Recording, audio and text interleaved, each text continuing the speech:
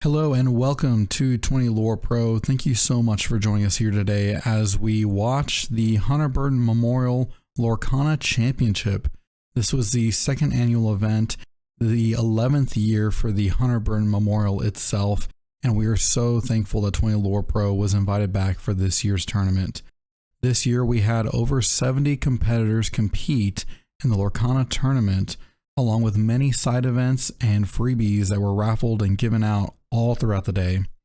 We want to thank our Enchanted Level sponsors Cloud Collectibles, Random Encounter Games, The Card Haven, Pixelborn, Mothership Books and Games, and Pixel Haven.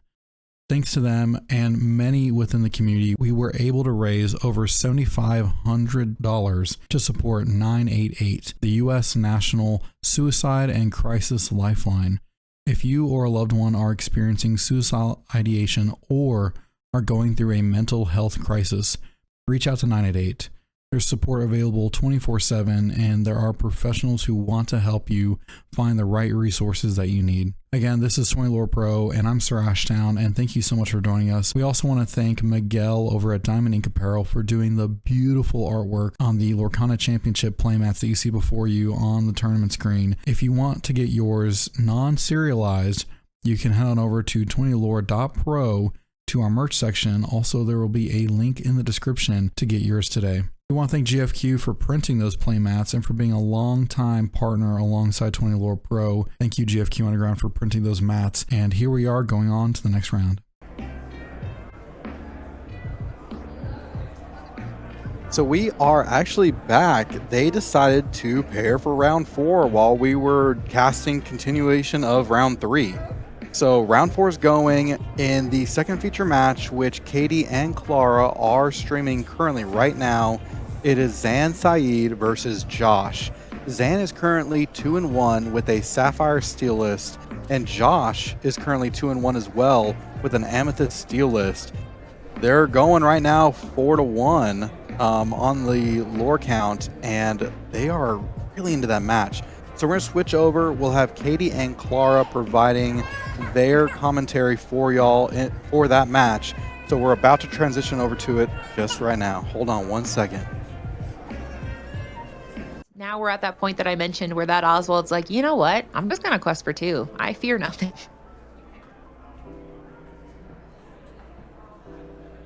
There's nothing on board to challenge, and like, what would you want to do? Like, we are in turn 4 or 5. I mean, if you look at the ink on Zan's side, you think we're at turn 400. But my goodness, I think we are on turn 5 or 6 at this point. But yeah, I mean, a dime for free. I mean, we don't see any big heavy hitters out here. We did see a Tamatoa so shiny go to the bottom, but we know he has a few more crabs in there. You don't have just one crab. Sometimes you can have up to 8 crabs. There's just a lot of Tamatoas in this current iteration of the meta. So what is he going to draw and what is he going to play? In his hand, we see 3 cards. Even then with the exerted Oswald last turn, the punishment possible would have been like Manamim Fox. Yeah. But like you spend your whole turn putting a character, then bouncing and just challenging Oswald, and then you have no follow-up. Yeah, and we see that queen going again because it's hard to, because we know Steel has removal, probably Strength and Storm, but there's so many problems on the other side of the board. This queen has been getting a ton of value for Zan. He's been able to hunt for item after item, like 2 fishbone quills off of her. So yeah, and now he's gonna go, oh.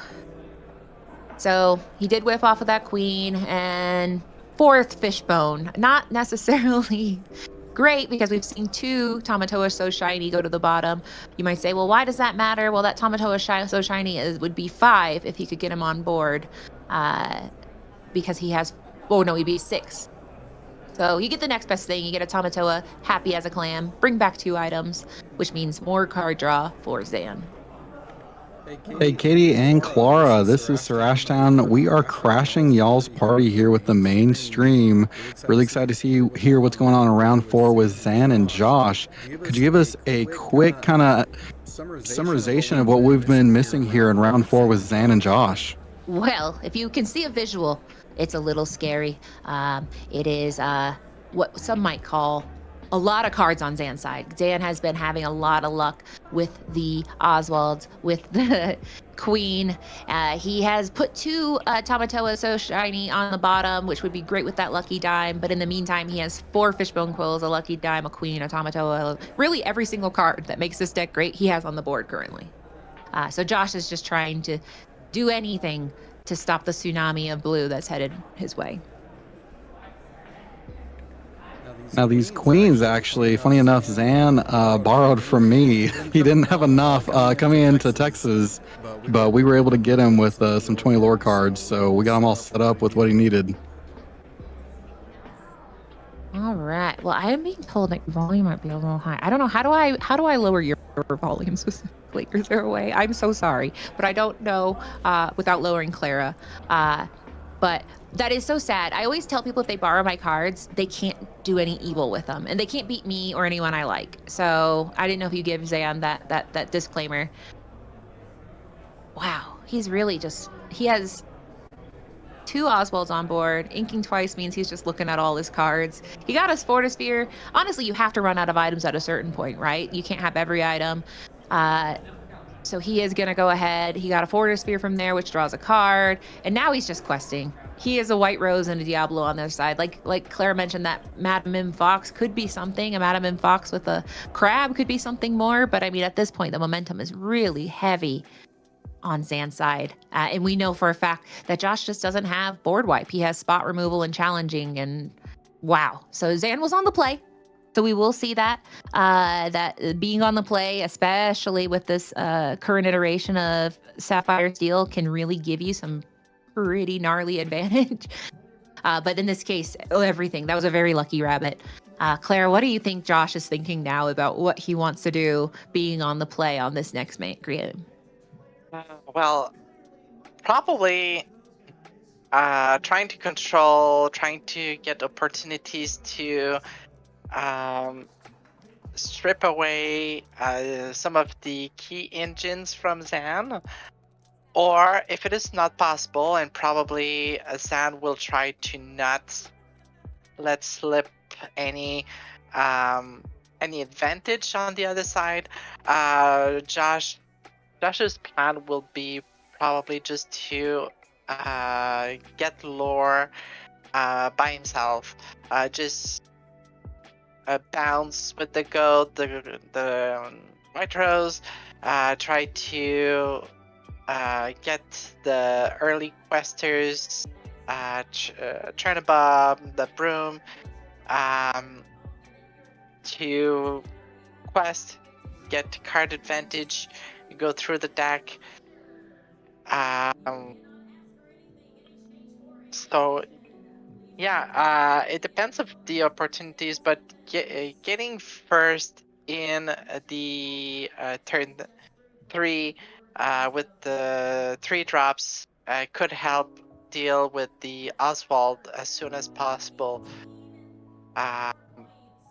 Probably last match we had like every 3 drop being dealt with, so it was really hard to sing with to deal with the Oswald, regain board advantage. So that's my take on this. Yeah, I mean, plan A is don't have Bell and an item on your first turn too. That would be really great because it just feels like that gets so out of hand so fast. Yeah, when you say that Bell is an upgrade for a singer, compared to Cinderella, if you remember, she is oppressive in the first turn. If we put her on the card shower there, Singer 3 turn 1 means any spot removal in Steel on turn 2 is open, and any turn 1, turn 2 that can't survive a 2-3 damage, you don't necessarily want to play it. It's really hard to break that wall and impose our pressure against a Cinderella on turn 1. Belle does that, but it's worse. Yeah, she's a big princess. Being a 3/3 is just it's a problem. Yeah. It's hard to put it, but I mean, anytime you outclass your opponent that can do the same thing as you but on a bigger body, it's rough. So here's hoping Josh. I mean, it has some nice 1-drops. Some things. I mean, I would probably removal is going to be really important, so that way you don't have a runaway train with those Oswalds. So I didn't get a good look at his hand, but I mean, we know that Amythest Steel can't really do much singing on the first turn. It doesn't have any bells. It doesn't have any Cinderellas. So the best thing we can hope for is some card draw like Diablos and Magic Birds, and then maybe some Smees to do some challenging. But even then, it doesn't feel good to be chasing Zan. So hopefully, maybe. Okay, let's see. I do see a white rose. We'll see what Zan's And playing. you want to deal with Oswald and Queen Diviner as soon as possible, because accruing 3 advantages is so backbreaking. All right, so it looks like, okay, so he got out of Broom. So he's starting, that's the best you can hope for. He didn't have to skip turn 1, so he got something out there. Now, the great ancient battle is, Broom versus Diablo versus Chernabog, but at this point, he wants something that can do a little challenging in a pinch. Oh, and he got the bell out there. So the nightmare is happening again. Okay, I gotta say something, like the cost of sacrificing, not sacrificing, talking about Vanishing? banishing an item to play that character for free, it's not a cost. If we in Blue Steel, No, in Sapphire Steel, you're just saving it for later. Yeah, your 1-drop item draws you a card. You're not losing a card. It is truly the most synergistic of synergies you could hope for. Now the Broom is a 1/2, so he is probably, he's gonna go ahead and play this me and say, I'm gonna draw a card, because that Broom is looking at some pretty scary odds. Now the Smee himself, unless Zan goes wide here, he's probably going to be able to survive this turn, because no song, unless he's able to get 2 more characters out, would necessarily get rid of him on the spot. So hopefully Smee's able to stay around for a little bit this time. Questing with the bell at this point would be, I don't know if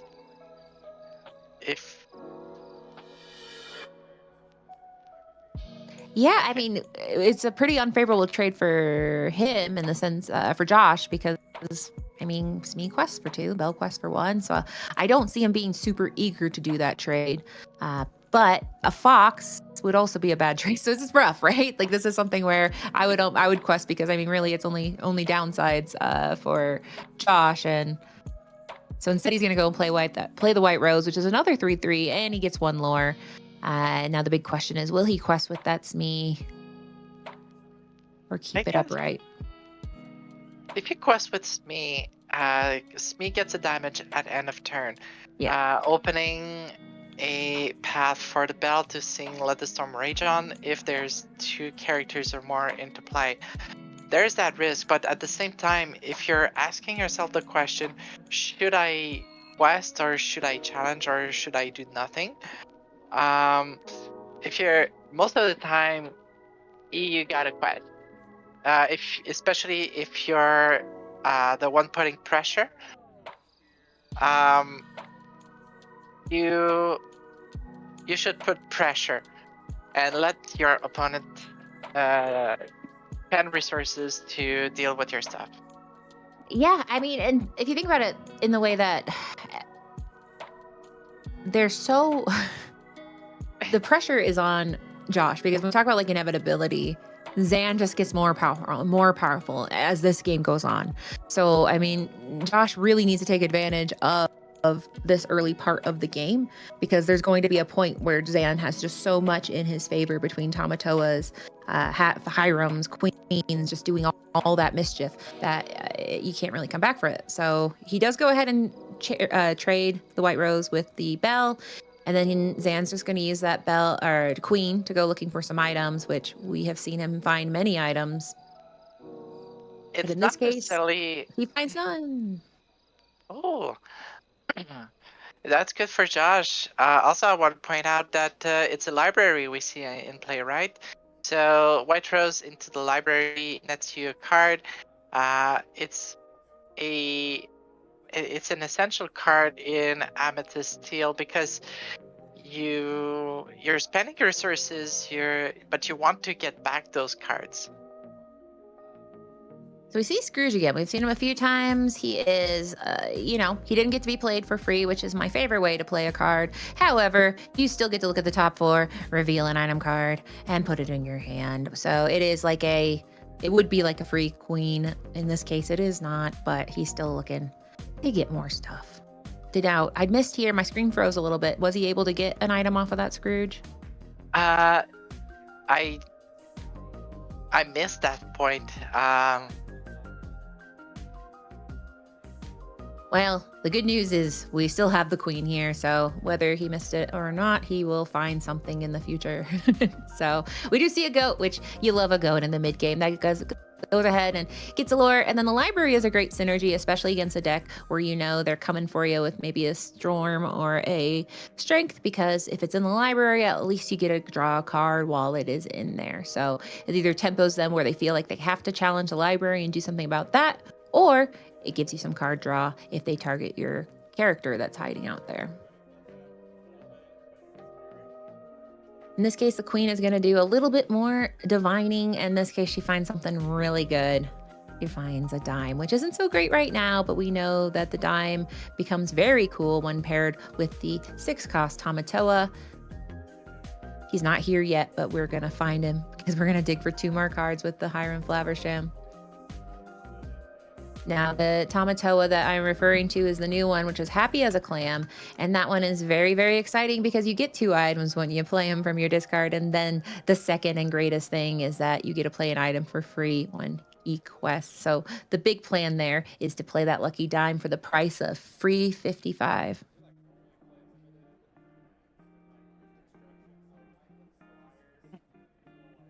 That card skyrocketed in price.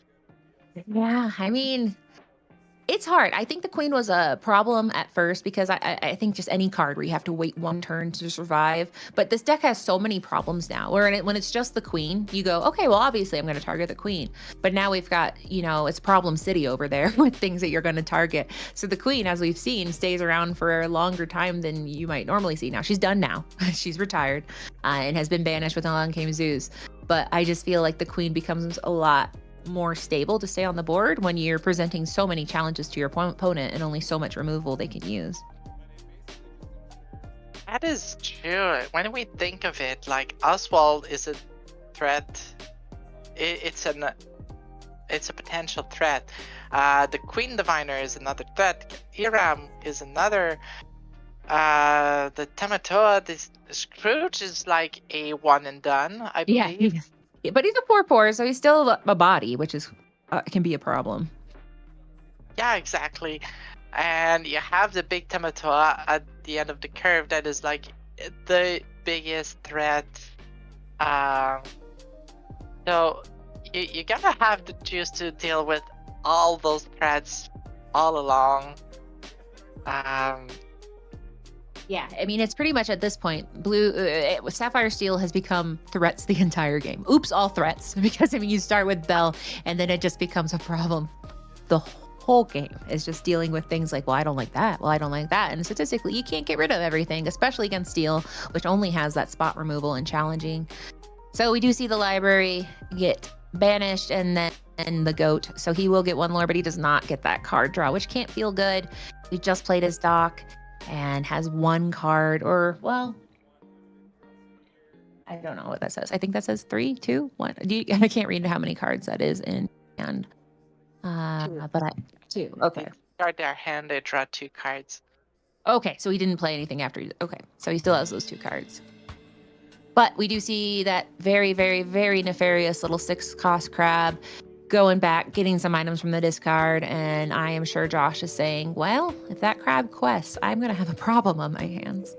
And we know there's a lot of time. Yes, that's why he's... All right, so we got 2 Calhouns, which Calhouns are nice, especially because, I mean, Josh is hoping to do just spontaneous lore gain, trying to get as much value as possible. So, I mean, it's not ideal, but he's turning cards sideways because at this point, the only thing he can do is outrace Zan, but with a dime almost assuredly coming down this turn. I don't know if he can pull it off, but here we'll see in this moment.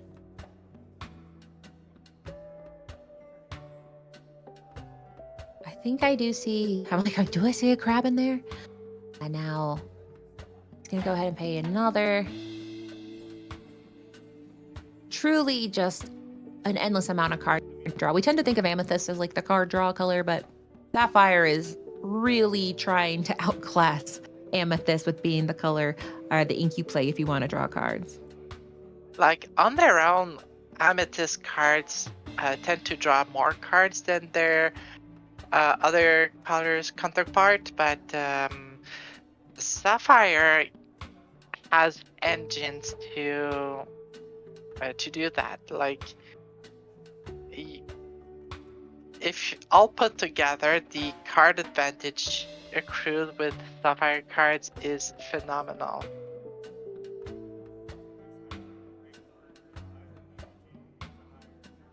So for people, yeah. Oh, sorry, go ahead. So sorry. Finish your thought there. Yeah, and especially paired with steel cards makes it so that even though it's like little removal, if you get so much of them, it becomes so much harder to deal with. Now, for people tuning in, I did want to let you know this is the last round today. So we are ending on a high or a low note, depending on how you feel about these decks. But tomorrow we are going to go ahead and kick off with day 2 of this challenge. Tomorrow is going to be 3 more rounds starting at 10 a.m. Central. And then we are going to cut to top 8. So tomorrow is going to be basically the other half of this tournament. And then we will get to the top 8. So after this, you might be like, it's over? No, we're just going to go to bed and eat food, but we will be back tomorrow. But anyway, back to this terrible conundrum that is on the board where Zan is deciding, I have to do something because Josh does have 1, 2, 3, and 4, 5 on the board. But those Calhouns could challenge into something. And we know that sometimes, right now he has no cards in hand, so he's probably not too scared, but still, he has to be careful knowing that Amythest can have some pretty spontaneous reach to get you over that finish line. Ooh, we have a Scrooge McDuck. For free! You like it free, right? I think Scrooge would. Canonically, if any character would love a card that you play for free, it would absolutely be Scrooge McDuck. He's like, I need to read that. What is that card? And yeah, it is. Yeah, you just exert your items, which really isn't a big deal at this point in the game because he's sitting pretty comfortable with a lot of ink. So that Scrooge is $3, and then he is going to go ahead and decide what item he wants to keep, if any.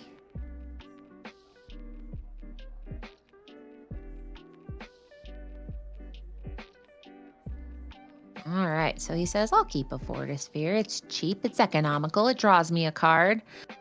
Puts the rest on the bottom and then incorporates that Fortisphere into his hand. We're going to see him play the Fortisphere to draw another card while we're here.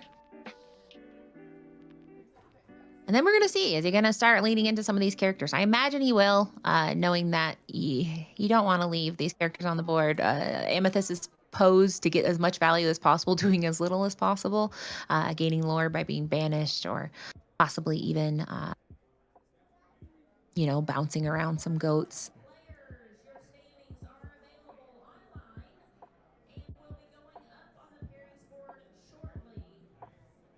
I did use that Hiram.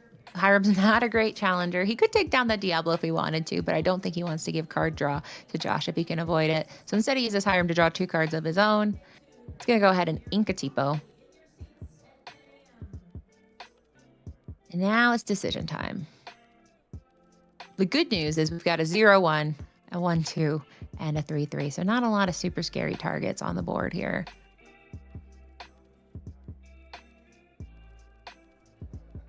Scrooge is happy to challenge into that rose because he takes 3 damage, and honestly, he's not doing much after he's played. His effect is really just when it's on play, and after that, he's just a 4/4 body hanging out and doing what he can. And in this case, it's taking out the white rose.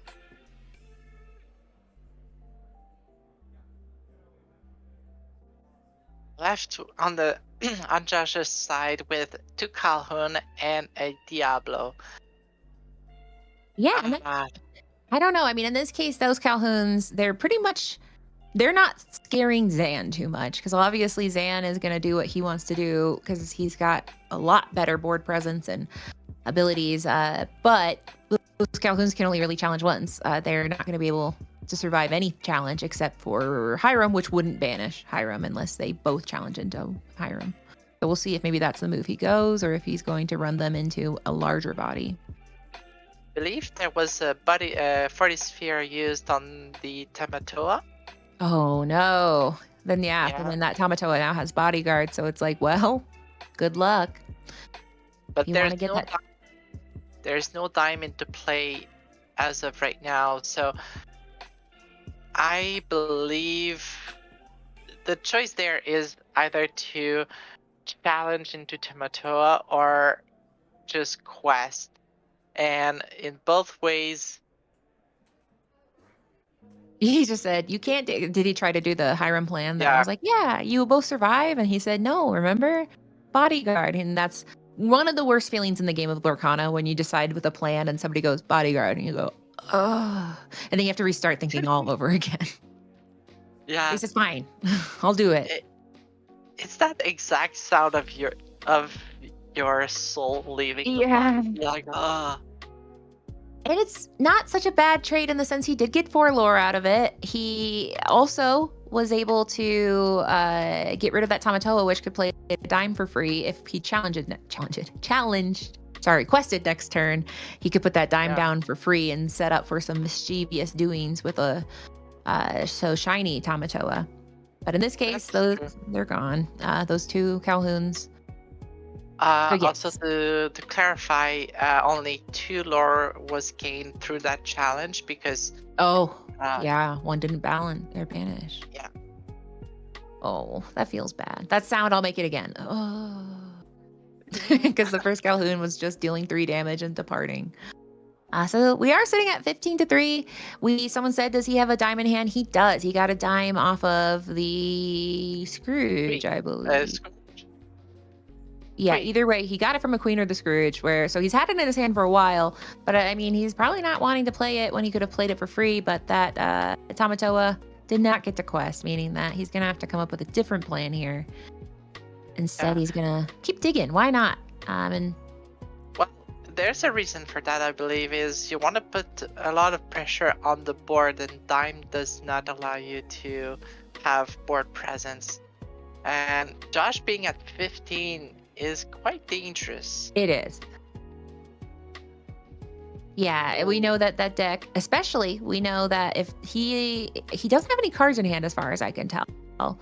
Now, people have been running Giant Cobra because that gets you that reach where you can get the extra lore right at the end by discarding a card, but you can't discard a card you don't have. So it's a little less scary for Zan in this scenario. And he's still at 15, so he's not quite there. And Lucky Rabbit is at it again, flipping a Fortis sphere. Lucky Rabbit. Yeah, and he's lucky again. This rabbit, he's sometimes the rabbit's got hot hands and sometimes the rabbit doesn't. But in this case, the rabbit have been delivering quite well. So the good news is he does get to draw a card, which could feed into the Cobra plan. But like I kind of showed on the screen, Cobra only gets you 2 lore. So that's still not enough here. And Zan is getting a pretty wide board state that we know at this point, Josh just has to be faster because he can't really deal with what's going on over there with just 1 Pete by himself. Did Josh win with in 2 turns? Having a goat on the first turn and then having Giant Cobra securing the win. Because you quest with Pete, you have goat, and goat gets removed in any way. Okay, that's interesting. Yeah, I mean, he has such few cards in his hand at this point. So, I mean, you have to wonder if it's like, this is not what he wants to do, but it's what he has to do now. Because the Pete left sideways could easily just be challenged into. So maybe the goal is to just preserve that for one more turn. But instead, he's going to go ahead and make that Fox get pumped up by 3 with the crab coming into play, making a 7-3 and going right into that Hiram, saying, can you please stop, even though there is one more Hiram sitting right next to him. Yeah, and now no Pete played, so that means actions are possible. Yeah, And but oh my goodness, that is a full hand of cards over there. oh yeah, big 7 cards. Oh my. Yeah, so now we got 2 rabbits. So all he has to do is ink 1 card, and suddenly he's going to be having a little field day of looking at. But first, he's going to go ahead and banish a Fortisphere with that Hiram to draw 2 more cards before he starts looking for more cards with those lucky rabbits. Now, speaking of the rabbit, is it I believe it's a may. It's not a must, correct? Let me pull it up here. It is, you may. So in theory, if he just drew 2 items and he's like doing the item math, he might be like, there's no more items in this pile.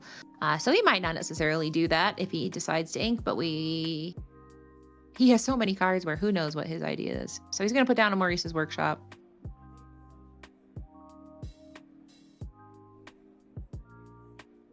Now on Josh's side, he has 2 on board, and 2 on board with the Cobra could be very, very cool. The problem is he does have to discard a card for that Cobra to work. Otherwise, it is not going to generate that 2 lore. So Zan is in a. It doesn't seem like it, but he is in a precarious situation. He needs to deal with the board every turn.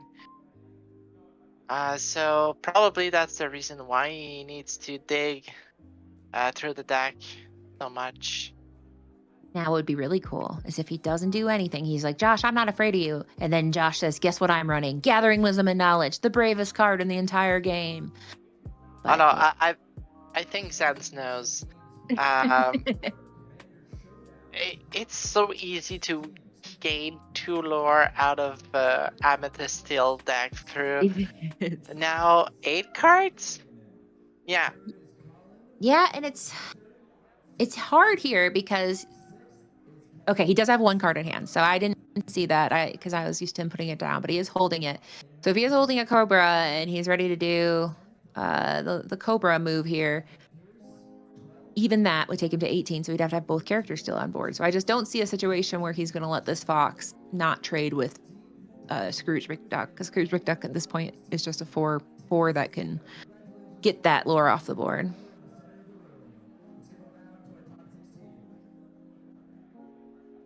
Meanwhile, we see approximately looks like 50% of Zan's deck is on the table right now. Really? It's hard to count cards when there's so many. Is someone in the chat calculating all the cards? Yeah, I mean, yeah, Josh is being very patient watching Zan slowly look at every card that is ever. I mean, this is when I said that it feels like this deck you need 2 play mats, or maybe like a larger one, like one of the desk mats, because he's really, really got a lot going on that little mat. A standard size mat can't handle Sapphire Steel. Okay, we gotta remember the Pete. Oh man, so he's Strength of Raging Fire. So he's gonna a double whammy there. So at this point, he's got nothing on board. Zan has, I mean, a lot here. It's kind of hard to see.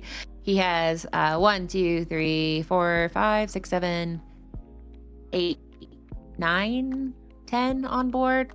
So Josh it's not the end of the world, but it's rough. And all we need is a lucky die, which we know he's had in hand for a while now, to change those numbers too. Does not win the game. 1, 2, 3, 4, 5, 6, 7, 8, 9. Zan is at 9 lore on board. Dime gets 2 more, up to 18. So yeah. Is that a dock? Yeah, it's a dock. Ugh.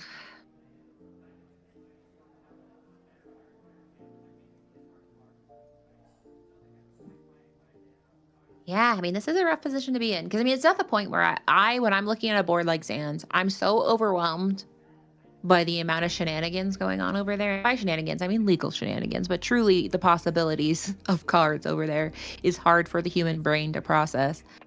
Now he is going to do a little Cobra here to go to 18, but he has to survive a whole turn. Okay. It's not in impossible. this position, Zan needs to deal at least with one character, probably both. Yes. Because there is a possibility of Coat, White Rose, the possibility of I mean, you could. You don't know. Marin. Yeah, Honey Marin. I mean, he could be running This Is My Family, which has a card draw. I don't think many people have been running that, but I saw Spessy ran it, and if Spessy did it, that could be a thing. But he is playing a P, or did he play P? Oh my gosh, it's very hard to watch his board state right now. I've never seen so many cards. I believe Zan played a Pete last turn. Okay. Because a Pete could stymie any chances of This Is My Family or Gathering Wisdom of Knowledge, but we have not seen that yet. But also, potentially a bounce card is an out with Dock. Allowing you to bounce back Dock, play Dock, draw 2 new cards. Those 2 new cards may be out. What if Pete sings a song that starts banishing everything? Because that, I feel like at this point, oh my goodness, I don't think that Dock's gonna make it because I think he has a Zeus as well, possibly. Oh, no strength. So that makes it where he has to top something. Gathering. That I don't think is in his deck. Gathering, Dock, with Gathering is the card. Yeah, I mean, Gathering Wisdom and Knowledge is quite truly the only card because he has no cards in hand. I don't think he's running it because I don't think a lot of people like that card. It's uninkable, and there's other cards that can generate value without such a high taking up that ink spot or uninkable spot. At the same time, it's a 2 cost. It's not that taxing in terms of uninkable slot, but I could understand why. Yeah, someone mentioned, would he deck himself out? I want to know how many cards are left in this deck. 4? Because I mean, I feel like we're looking at the most cards I've ever seen on a playmat before. Yeah. That could be potentially decking himself out. But he's at 14 lore, so I think he's feeling good. As long as Josh doesn't say hardcast Whole New World, which I don't think is going to happen. He could personally sing Whole New World, but I don't think he has the card to play it.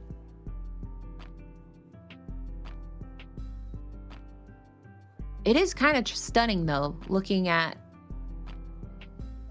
I mean, Zan is one of the neater players as far as keeping his cards tidy, but when you have approximately 25 to 30 cards on your playmat, you got a lot. It's hard to keep a clean house when most of your deck is on your playmat, which I have not seen before.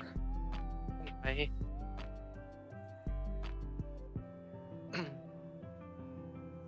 Zan's gotta be careful. Yeah, but I mean, I think knowing that there's really nothing Josh can top deck, assuming that I mean, he just has to survive one turn. And what is this card? It is a snake, which is the worst card you could have. But man, so Zan showed that this deck is really, really insane when it gets out of control. And as you, the pain of keeping that. Okay. Yeah, I called it. the snake on the dock, drawing those 2 cards afterwards, pitching a card with the giant cobra. There you have it. Yeah, it's rough. I mean, I think in this case, Josh's deck it could never be on the aggressing side. Even though, I mean, he was at the point where he had more lore. Zan just had such a heavy board presence where all it took, he had so many different avenues for success where he was able to just keep it where he never really felt that full pressure. And knowing that Josh didn't have enough cards in hand to really take advantage of things like even the Cobra. Yeah, it feels pretty rough. Being at 18 lore and then not getting all the way to 20, I imagine is not a super fun feeling. Someone said, is it like solitaire? Well, it's like solitaire, but there's someone else on the other side being very stressed. When I play solitaire, no one is super stressed. In this case, the solitaire had one person fighting for their life out there. So we'll go ahead and switch to our faces here. So, I forgot I turned off Clara. Clara, come back. So that was the end of round 4. So Zan did take a loss in round 3, but as we saw here, he came back around 4 and said, by the way, I believe in this deck. It's the future. Fear it. Love it or fear it, it is here. But I'd love to thank everyone who tuned into this. If you want to, you can subscribe to both me and Questing Queen because we are going to be back tomorrow morning. So let me make sure I read the time to you guys one more time because if I try to do it from memory, who knows what I will say. So tomorrow we have 3 more rounds starting at 8. Well, it is 8 p.m. Oh, okay. I'm just going to stop talking. Restart. We're going to have 3 more rounds starting at 10 a.m. Central, which if we're doing time zone math, that is 8 Eastern time. Then 9. No, it's not. That'd be 9. Don't listen to me. Time math is actually the worst thing that I've ever done. I've taken calculus, but time math, I can't do it. So I'll just say 10 a.m. Central. You can do the math. You find your own time zone. I can't do it for you. And then we are going to have 3 more rounds of Swiss before we cut to the top. Oh, yeah. I got some people in the chat asking why I don't stream anymore. I'm trying to fix computer issues. I want to stream with my new computer to have improved streaming. And my new computer is having some blue screen of that issues. So, in the meantime, I try to cook as best as I can. So I bet it's a Mac. No, not even. It's a PC. Yeah, it's really bad. So I'm trying to fix that before I'm really comfortable to do some streaming. In the meantime, I'm trying to get myself involved as much as possible all around, and especially today and tomorrow. Yeah, So, I can't wait till tomorrow because will Zan keep beating people, taking dreams? I don't know. Will this deck come out and people are like, I'm sorry. We did learn from somebody in the comments that Sailor did take a Ruby Sapphire deck all the way to the win. So we do know that, the hypothesis that Sapphire is a problem. You're right. Unfortunately, we can't combat those accusations. Unfortunately. Well, hopefully I don't blow y'all out with how loud I am.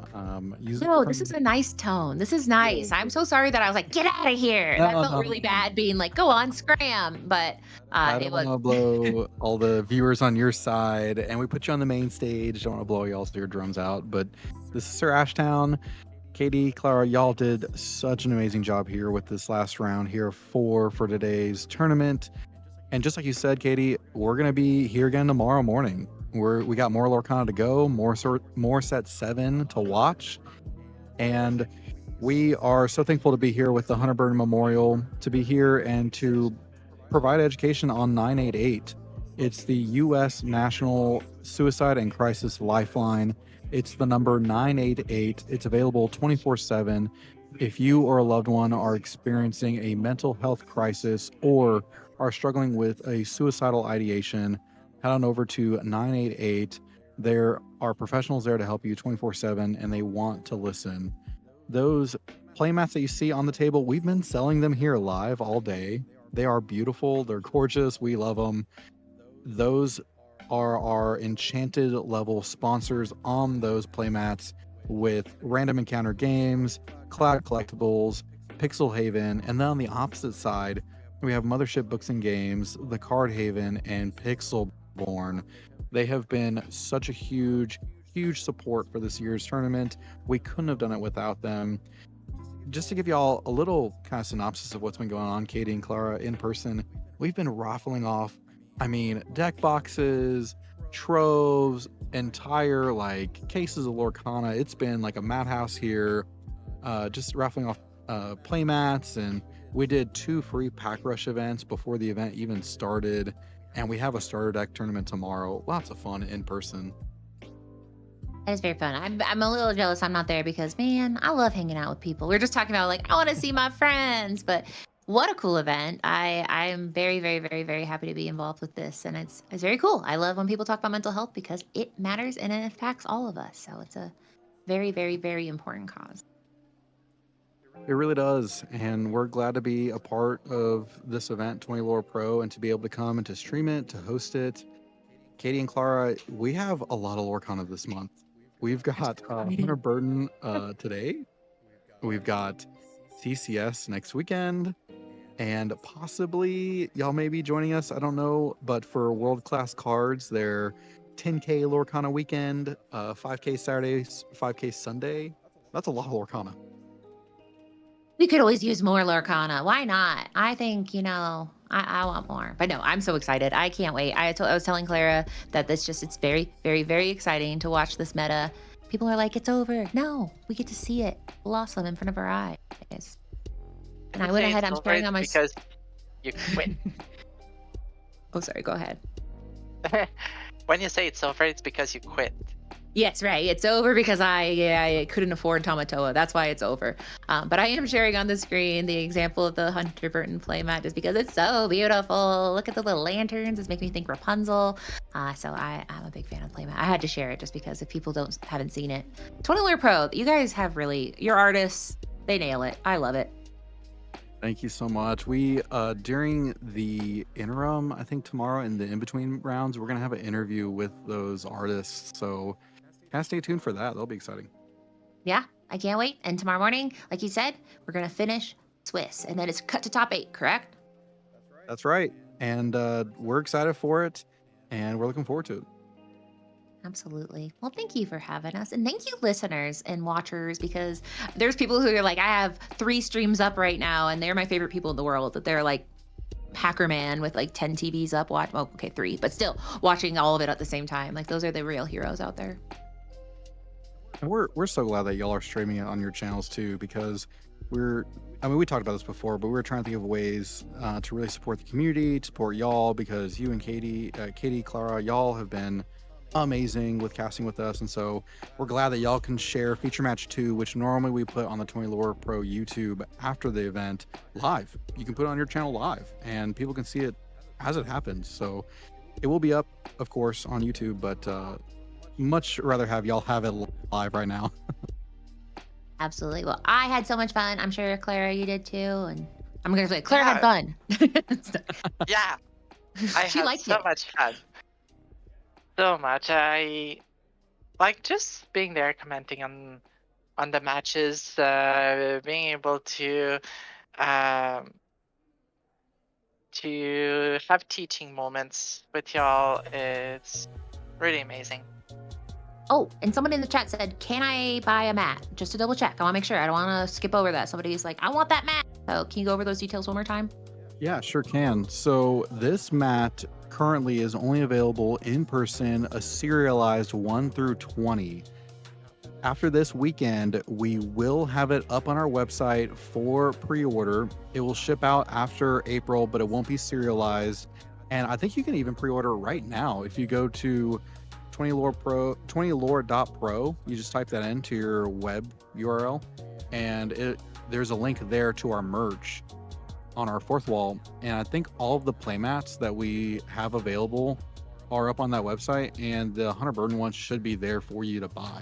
Just know it won't ship out until after April, but it won't be serialized, but it will be this beautiful like you see on the screen. Well, thank you everyone again. And me and Clara, we're going to go into a dark room. I'm sure Shirast and Wesley are going to go into a dark room. We're all going to go into dark rooms, think about Lorcana, and then tomorrow we'll be bright-faced and ready to see more Sapphire.